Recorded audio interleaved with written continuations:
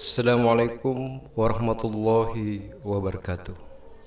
Salam, Om Swastiastu, Namo Buddhaya, salam kebajikan,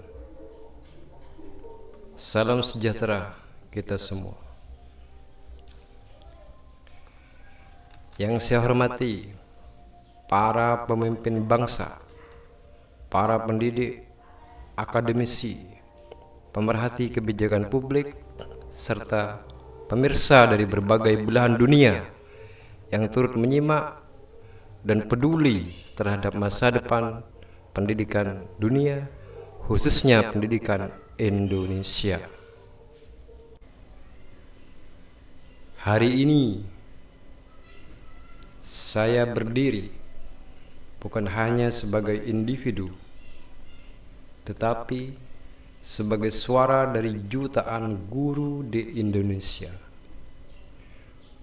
Mereka yang setiap hari membangun masa depan dari ruang-ruang kelas yang sederhana namun penuh harapan. Kita berdiri untuk mengangkat satu isu yang telah lama menjadi bayang-bayang dalam sistem pendidikan Indonesia. Status kepegawaian guru. Sebuah persoalan yang bukan hanya administratif, tetapi menyangkut keadilan, pengakuan profesional, dan martabat para guru. Dalam semangat itulah, saya ingin menegaskan satu prinsip yang menjadi landasan perjuangan kita, bahwa esensi profesi harus lebih diutamakan daripada status birokrasi. Karena pengakuan terhadap kompetensi dan dedikasi guru jauh lebih penting daripada sekedar label administratif yang seringkali tidak mencerminkan realitas di lapangan. Status kepegawaian guru di Indonesia telah terfragmentasi sejak sebelum Indonesia merdeka. Pada masa kolonial, fragmentasi ini mencerminkan keanekaragaman penyelenggaraan pendidikan. Ada sekolah Belanda yang menggaji guru-guru dengan gaji yang lebih tinggi dalam status kepegawaian yang disengaja dibuat berbeda dengan pribumi. Ada sekolah misi yang memiliki sistem penggajian sendiri. Ada sekolah tradisional seperti pesantren, madrasah ibtidaiyah, madrasah diniyah, TPQ, yang memiliki sistem pendidikan dan penggajian yang juga berbeda, dan lain-lain.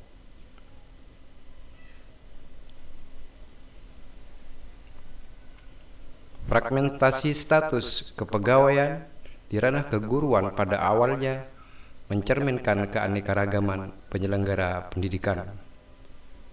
Namun, seiring waktu, fragmentasi tersebut berubah menjadi disintegrasi status yang menciptakan dua kutub yang berseberangan. Di satu sisi, terdapat guru-guru di sekolah negeri dengan status PNS, aparatur sipil negara, yang memiliki gaji dan fasilitas yang lebih baik. Sementara di sisi lain, di seberang sana, terdapat guru-guru di sekolah swasta dengan status non-ASN yang memiliki kondisi kerja dan penghasilan yang sangat jauh berbeda. Disintegrasi status kepegawaian guru tersebut menciptakan kelas-kelas guru di mana guru-guru dengan status ASN yang berada di bawah pemerintah sebagai penyelenggara pendidikan memiliki kesempatan dan pengakuan yang lebih baik dibanding dengan guru-guru non-ASN. Hal ini menciptakan hierarki sosial di antara para guru.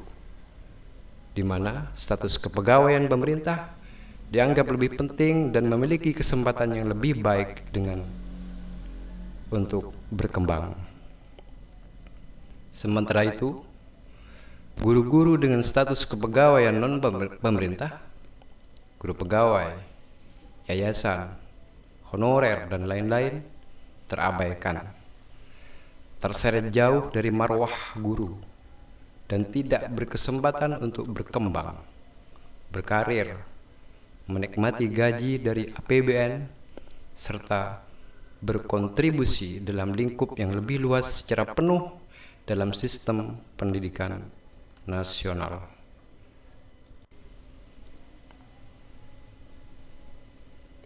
Fenomena negeri, swasta, ASN, non-ASN, P3K, honorer, sejatinya lahir dari satu akar masalah. Pemerintah memaksakan kehendaknya untuk menggaji guru di Indonesia berdasarkan status kepegawaian, bukan berdasarkan status guru sebagai tenaga profesional. Padahal Undang-Undang Guru dan Dosen serta Undang-Undang Dasar 1945 telah menegaskan bahwa guru adalah tenaga profesional yang patut mendapatkan penghargaan berdasarkan kompetensi dan keprofesionalannya, bukan status administrasi dan kepegawaiannya. Disintegrasi status kepegawaian guru tersebut pada awalnya disebabkan oleh pemerintahan Orde Lama dan Orde Baru yang memaksakan diri menempatkan guru dalam posisi kepegawaian pada struktur birokrasi di bawah kendali langsung pemerintah.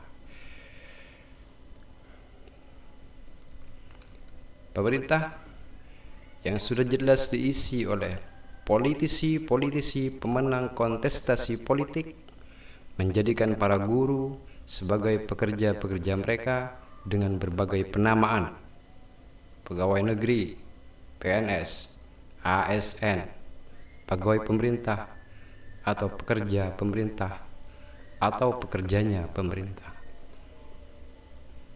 Guru yang seharusnya merdeka dari berbagai kepentingan politik pemerintah terjebak dalam sistem pengakuan dan penggajian guru dari APBN yang didasarkan pada status kepegawaian pemerintah, bukan pada status profesional atas dasar kompetensi dan keprofesionalan guru.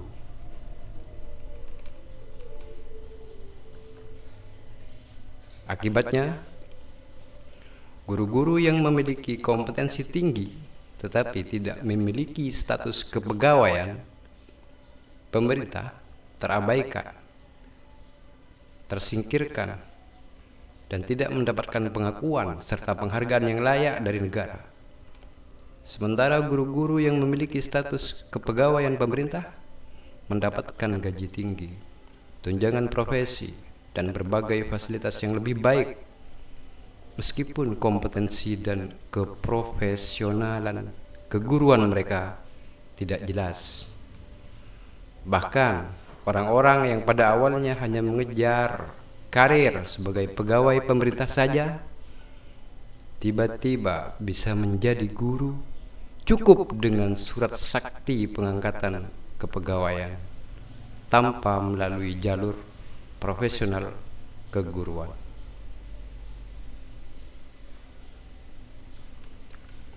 Padahal sejatinya guru adalah mitra pemerintah dalam mencerdaskan kehidupan bangsa. Guru bukan bawahan birokrasi, bukan pekerja administratif, dan bukan pula sekedar pelengkap struktur kepegawaian birokrasi. Guru adalah penjaga peradaban, the guardian angels of state, sebagaimana TNI Polri yang menjaga pertahanan dan keamanan negara. Jika TNI Polri didanai dan digaji sebagai mitra negara dalam menjaga kedaulatan fisik dan teritorial, maka guru pun harus didanai dan digaji sebagai mitra negara dalam menjaga identitas bangsa melalui ilmu dan sains di tengah arus globalisasi dan disrupsi nilai yang mengaburkan identitas bangsa-bangsa. Pasal 31 ayat 3 Undang-Undang Dasar 1945 telah menekankan pentingnya satu sistem pendidikan nasional yang meningkatkan keimanan dan ketakwaan serta akhlak mulia dalam rangka mencerdaskan kehidupan bangsa. Dalam konteks keguruan, satu sistem status yaitu guru profesional dapat menjadi implementasi dari prinsip satu sistem pendidikan nasional. Dengan satu status guru profesional, kita dapat meningkatkan kesetaraan dan keadilan dalam sistem pendidikan nasional, serta meningkatkan kualitas dan keprofesionalan para guru.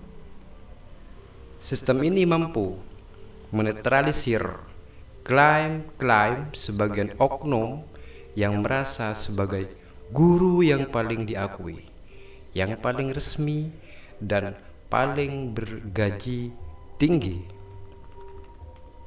Dalam hal ini, untuk dijadikan pegangan dalam hal keguruan bahwa esensi profesi harus lebih diutamakan daripada status birokrasi.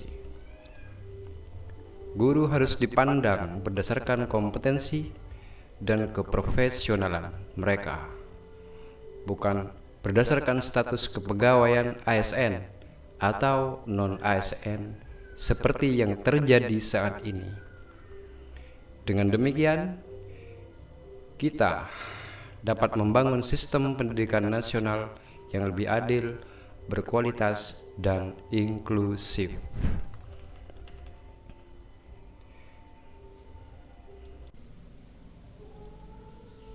Sejarah Republik Indonesia telah membuktikan bahwa harkat, martabat, dan marwah guru mampu menumbuhkan semangat persatuan dan keberagaman adat istiadat dan budaya Nusantara. Guru adalah pemersatu bangsa. Guru adalah benteng nilai. Guru adalah penjaga NKRI dari bahaya disintegrasi. Namun pada saat ini kita menyaksikan demonstrasi demi demonstrasi dari para guru yang menuntut untuk diangkat menjadi PPPK dan atau PNS. Ini bukan semata-mata bentuk tuntutan pekerjaan. Ini adalah bentuk teriakan batin para guru yang telah puluhan tahun mengabdi mendidik anak-anak bangsa, namun dibiarkan terlantar oleh negara hanya karena belum dapat label sebagai pekerjanya pemerintah. Fenomena ini membuktikan bahwa pemerintah telah gagal menjaga marwah keguruan. Guru-guru yang seharusnya dihormati sebagai mitra negara justru diposisikan sebagai pencari kerja yang harus antri menjadi ASN. Padahal mereka bukan pengangguran. Mereka adalah pelaksana tugas negara yang nyata, yang setiap hari berada di front terdepan garda depan pendidikan. Solusinya jelas. Status guru profesional. Satu status guru profesional. Biarkan guru-guru dengan berbagai spesifikasi keilmuannya diangkat sebagai guru oleh guru melalui LPTK.